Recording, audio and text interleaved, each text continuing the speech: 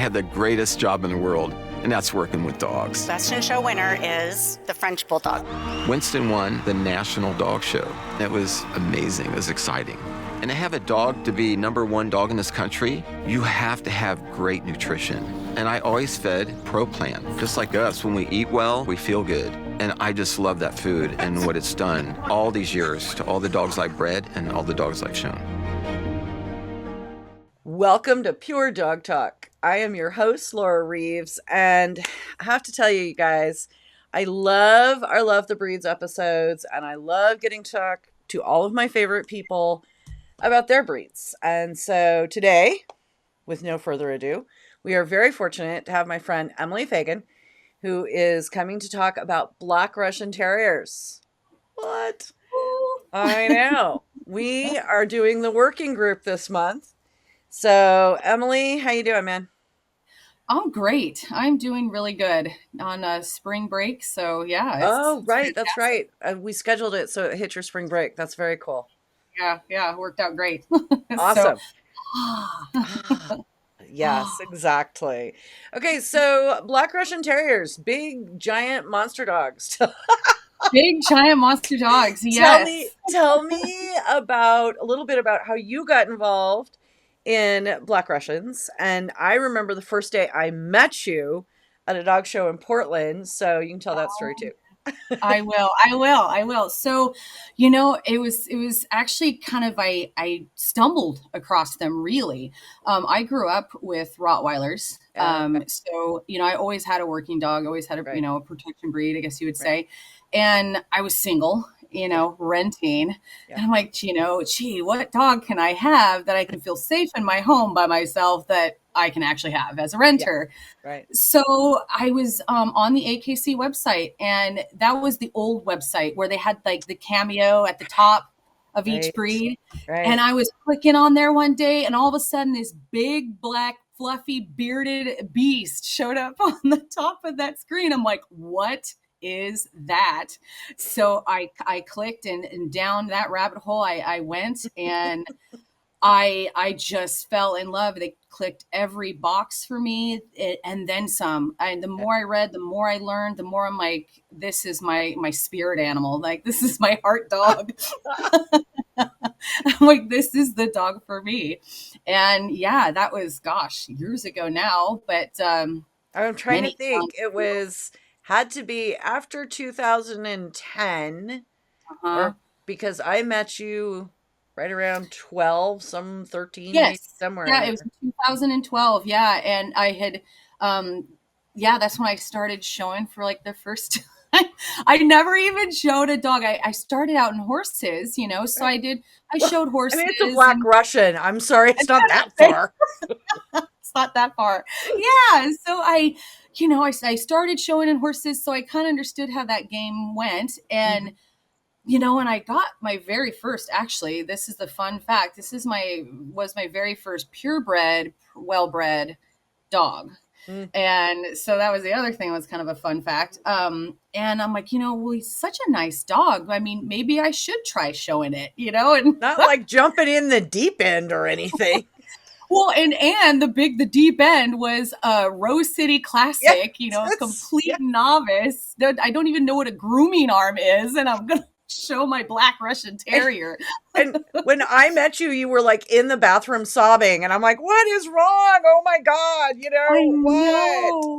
I know. God bless you, because if it wasn't for you, I mean, I had a really great support system. You were absolutely one of those massive supportive persons. And that day I was going into the group ring. This is, sometime, and I was going into the groups, and I was so nervous, and I was like, I can't do this. I'm not going to win. I'm not going to do well. Like, I can't. And you're like, you know what?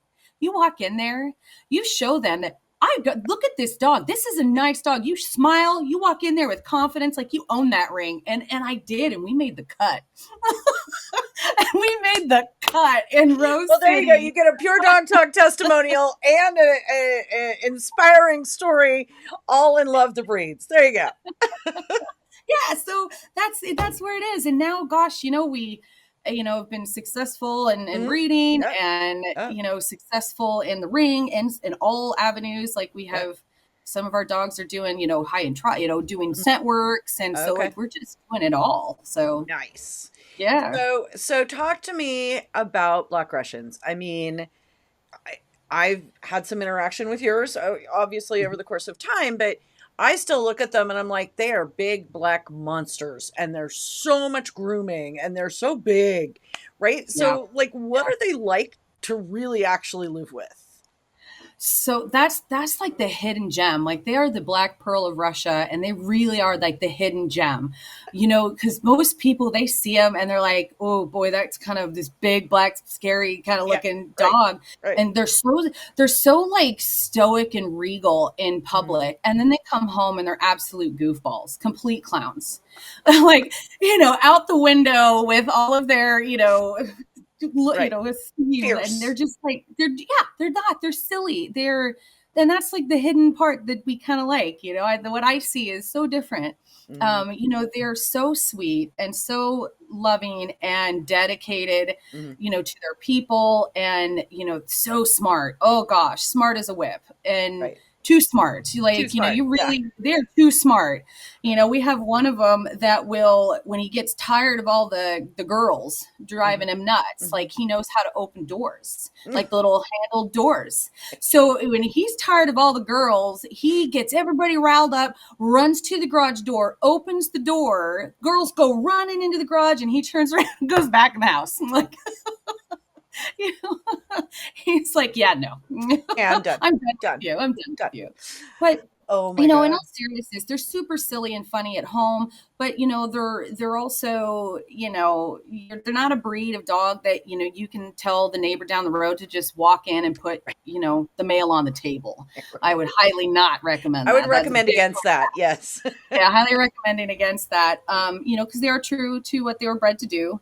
They are still a younger breed, in the grand scheme of things, with, compared to a lab. Talk to us about that, because to me, the history of the breed is actually one of the most fascinating pieces. It is such an amazing story, how they came to be and what they were designed to do and how they even got to the U.S.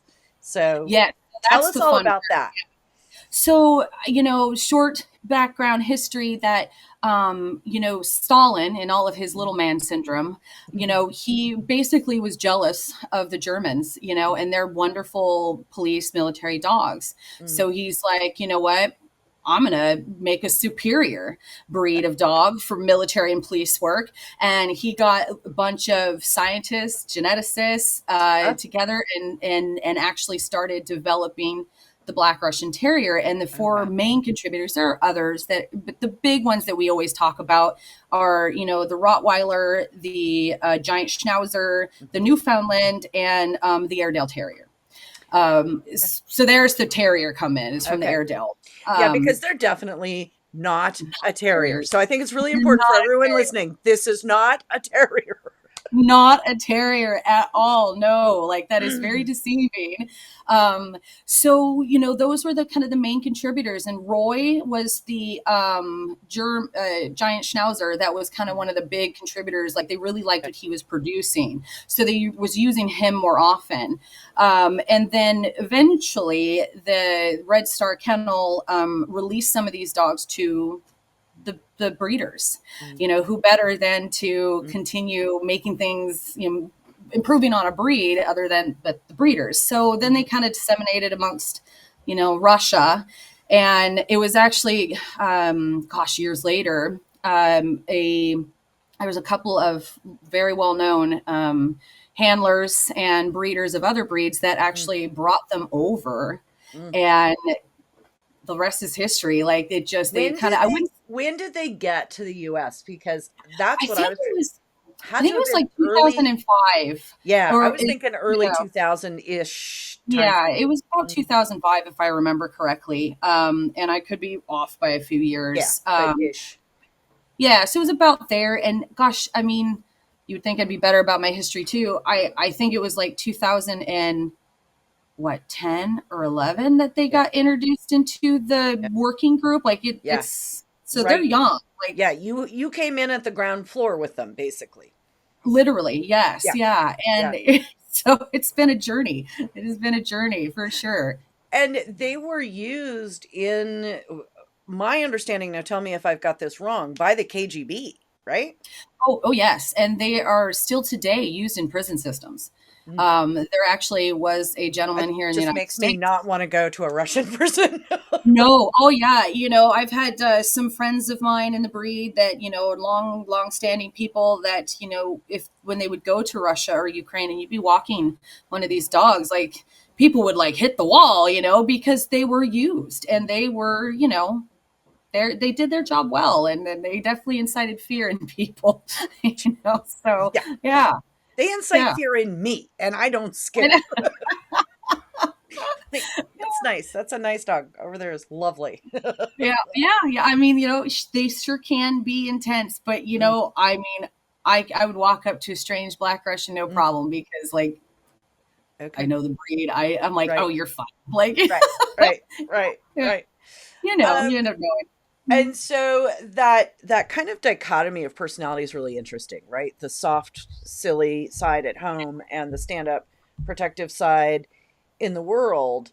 And how do you balance that? How do you talk to your puppy buyers about that? Like, how do you vet your people? Who makes a great owner of a Black Russian? You know what I'm saying? Oh, 100%. Yeah. So really a confident person, somebody, I mean, type A's do really great, horse people, I find that are really good, because like you just, that solid rules, like there's rules and they're very defined rules and we follow said rules. I feel like you do need to be fair because they are very smart. This is not a, old school, how some people back in the day, I hate saying it, like, put the dog on its back. You can't do that. Absolutely not. You would ruin your relationship with this breed, because it's built on trust too. Like they respect, you have to build respect. So a person who, understands structure, a structured environment is really going to thrive. And somebody who is going to put the time, it's, when we talk to puppy people, it's like, this is not a first time dog. You don't want to buy this dog. If you've only had, a Cavalier, probably let's talk, like why Labrador do you want owners need not apply. Yeah. Got it. Exactly. Why do you want this breed? Exactly. But it's socialize. And when you think you've socialized enough, go out and do it some more. It's 100%, every new person is a Pez dispenser. I want them to have positive experiences. You want them to, learn to, one, trust you and your judgment, and two, because they're very naturally aloof to strangers. Like that is just that is in them. That is not changing. They are aloof. So as puppies, we want to really make sure that we, nobody's a stranger when they're babies, because and I want them to protect. Trust me, they'll do it. But what you want is to create a solid, confident, dog puppy to move forward. So that's kind of like how, and it's a lot of conversation. It isn't like, oh, you did an application, cool, we talked for a minute, awesome. No, I mean it's over courses of periods of time for sure. Right. Excellent. And what are okay, so you've got this giant baby giant, and you have to socialize it and you have to do the things. So I mean, living with them as an owner, just with a dog, what are the types of things you're going to do? You're going to go to the park, you're going to go to Home Depot, you're going to do all of those kinds of things, classes, I assume. Yeah. Oh yeah, absolutely. Yeah. We definitely encourage, structure, not, if all you have is Petco, okay, but we do warn about those. But, definitely, you want to go to your local kennel club. And a lot of times they have the, start puppy classes. 100% encourage that. Take them to restaurants. I mean, we've encouraged them, take them to a restaurant, sit outside or next to a bar, let them see drunk people. Like, because really, you wouldn't think. That's actually really a smart thing. Yes. That's a trigger, people acting funny like that for a Black Russian. They're going to get real sus on that person. And, you want them to be able to be like, oh, okay, that's what's going on, they're and just not dumb. be so, they're just dumb. Yeah. So all the place, trains, take them on a train, take them on a bus, like everywhere you can think of. And then again, like I said, Pez dispenser, everybody they meet is a positive experience. Yeah, I love it. Trupanion is revolutionizing medical insurance for pets by providing the best possible experience to our members. And it's not some space-age dream. It's happening now. We pay your veterinarian directly while you're checking out, and we're the only ones who can, which means you have decisions in seconds, and you don't have to wait for reimbursement. So unlike with other providers, you'll keep more money in your pocket. Ask your veterinarian if Trupanion can pay them directly, because there's pet insurance, and then there's Trupanion. Such a giant breed, right? Because they're Yes, 20, they are big. 28, 29 at the shoulder. Yeah, so the ideal for males is that 27 to 29. They can be 30 and above, but with all things considering. But yeah, standards about 29 is where you see most. That's a big dog, right? It's a lot of dogs. So how are you slow growing it? How are you raising your puppies? Oh yeah, I mean they grow so fast. Like within that first year, you can have a 9-month-old puppy weighing 90 pounds.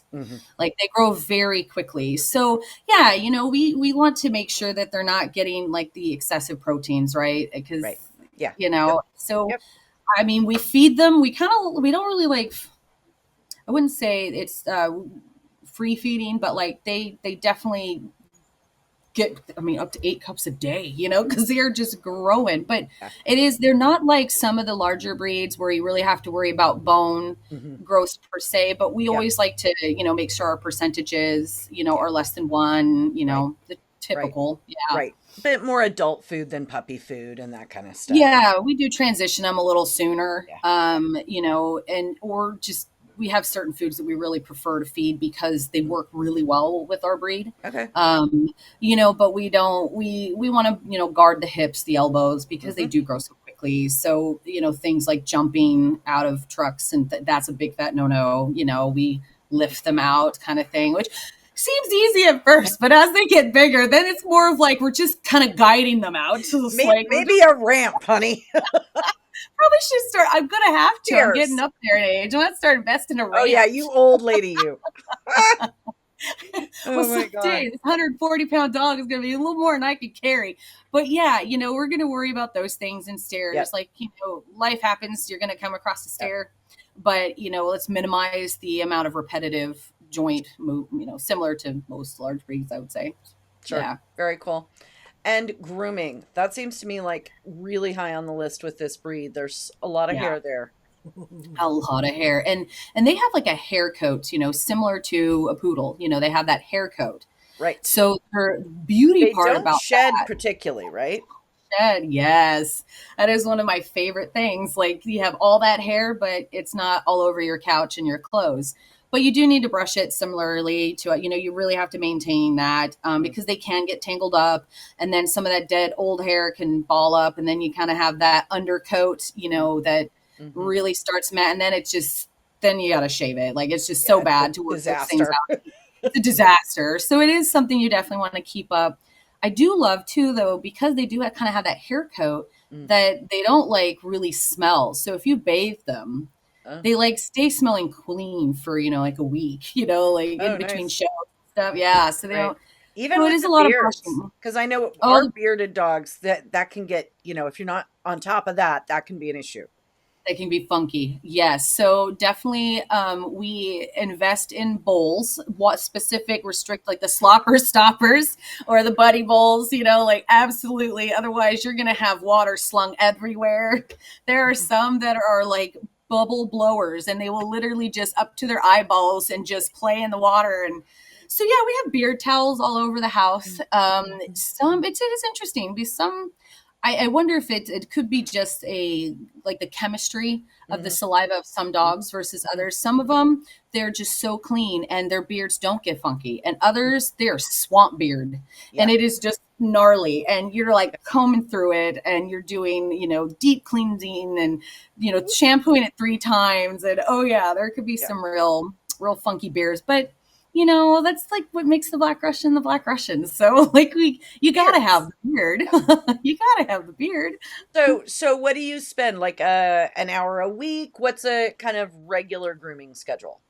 Oh boy. I'll toss them up there on the table on our way because we just have one like in our dog room. So as we come in, I'll have them hop up. We'll do a spritz. We'll do a cursory brush over. If it's raining, I'll pull out the dryer and kind of knock off that wet because the wet is what's really going to get your dog matting really badly. So we'll kind of knock off that moisture and brush through them. But that's kind of the nice thing. If you have a really well maintained coat, you can be a bit delinquent. You can go a week without brushing your dog and not have a mat. So that's kind of the nice thing. I don't recommend that. But the full, like from bathing, it can take like, depending on the weather, roughly 2 hours just to bathe the dog. And that's just shampoo, conditioner. Oh, wow. Just to get the dog wet and rinsed?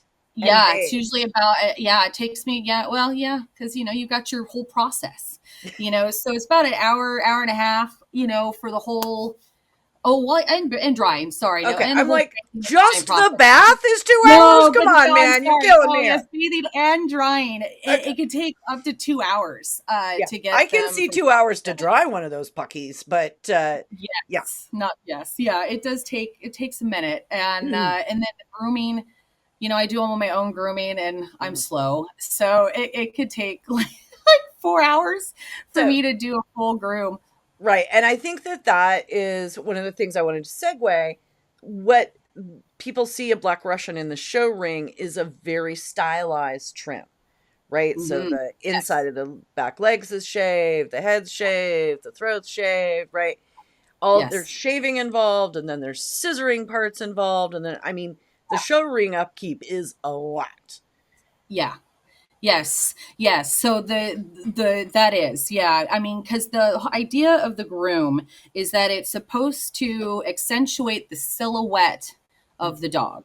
So, you want that nice and tight on that dog's body. And so that's a lot of scissoring keeping that up. They can grow, I have some that can grow, 5 inches of hair overnight, I swear. I was like, I just scissored that. You're talking about a dog the size of a Saint Bernard that gets a full hand scissor like a Portuguese water dog in Retriever Clip. Yes, 100%. Like it's very time consuming, and the shaving's the easy part, right. It's the scissoring and that takes a long time. And then you're always, every time you brush them out for the show and you're throwing them in the ring again, like you're every day it's constantly scissoring. So it is never ending. So I'd say it takes 4 hours to do it, but then realistically you never stop. Right. And what about the guy that just has one at home, right? Like the average pet owner, what are they doing? Are they just putting them in like a 10 kennel, or what are they doing with them for grooming? Yeah, so they have the options. We sometimes we'll take like a 4 blade, and because it leaves about a half an inch of hair, a sport clip, or you can even grow it out a little longer and kind of have that look of that show cut, just sportier, nice and tight. So it really just kind of depends on the dedication that you have in your coat, because you let this go and it is going to be an absolute nightmare, and it's uncomfortable for the dog. And so it is a continual, you do have to every 6 to 8 weeks at least take your dog in to be groomed, scissored, bathing aside, that should be weekly, obviously, but at least every 6 to 8 weeks, you're going to be taking your dog to a groomer if you yourself don't want to do that. Right. And I would assume if they're in a pet trim, they could do something like a comb, put a tube comb on them or something like that would be pretty simple. Yeah. Oh, yeah. There's so many different variations and options, but, whatever's easiest for our people and, or your lifestyle. If you're going to be camping and hiking a lot, and you want that coat shorter because it's going to pick up everything. Oh, does it? Okay, I was curious about that. Is it not? Yes. Not a naturally shedding of brambles sort of coat? No, those little tiny little ball, like spiky little burrs. Oh, those are the absolute worst. That's a nightmare. Oh, I've had that dog go through that, and I'm sitting here, he's laying on the ground, and I'm watching my favorite Netflix show, picking them out, brushing them out, picking them out. It takes hours. So no, because they do have that denser, type coat. Yeah. So they get in there, stick some things and leave. That'll come off. But boy, those burrs, snow, they love the snow. They'll get like little snowman feet where it just like builds snowballs. up. Little snowballs, and it's like a whole column of snow. So yeah, you gotta brush that off the legs. And training. I mean, you talked about this a little bit with the socializing, but talk us through, to have the boundaries and the rules. Talk us through what that looks like in terms of, is it, you only need to do it once? Is it recurring? Are they a tester? Like how are they with their training with just basic stuff? That's the beauty part about the breed is that, they are so smart. So you teach your puppy to sit in like 2 sessions. Mm-hmm. I mean, I know that sounds, and then they never have to be taught again. No, they know it. And obviously there's reinforcement, good job. You're always reinforcing the behavior, but I mean, they pick up, they learn very quickly. Mm-hmm. So that's nice. And it almost can also lead into, asking your puppy to do too much too soon, because they are always going to be the star puppy in class. They just are. Like they were bred to please, bred to, please their owner. It's like they ask you to jump how high on the way down, like they're so so sometimes we kind of can ask too much of a puppy. Like, well, they are only 6 months, so it's okay that they're not doing rally level 2 things right now, but yeah, they can, but we don't need to push them into doing that, So as far as trainability, that was one of the main things that they really wanted to focus on with this breed is trainability. And it is easy to train them to do anything. They're very versatile. I would say that they are, the utilitarian dog, jack of all trades, master of some. Like they're really just easy to train and not so testy. I mean, sometimes, you can get like, I don't want to do that. I'm going to go sniff, just like any dog, like they have their own opinion. Like they're very individual. They're very, kind of independent, but not like I said, they'll go off and sniff, but their recall is usually fantastic. It's really easy to have a good recall. They're not going to run from you. They're not going to go far from you. That's the nice thing. Like you can take them off leash in the woods and your dog isn't going to go further than 10 feet from you. Like they just stay with people. Okay. You are their priority. They're not going to go off searching for, wildlife because you're the priority. You're the number one reason they exist. Right. Cool. That's actually really cool. I didn't know that. And then what are the fun things? If you don't want to have a show dog, or if you want to have a show dog, you said scent work. Do they do Schutzen? Do you do any of that kind of IPO stuff with them? Yes, actually. And I've done it with some. Yeah, I did it with one of my boys. Well, you remember Taruk. Taruk would do that. And he would go, we'd do Schutzen one weekend and then go do. I'm sorry. I met Taruk. Taruk was like a black bear.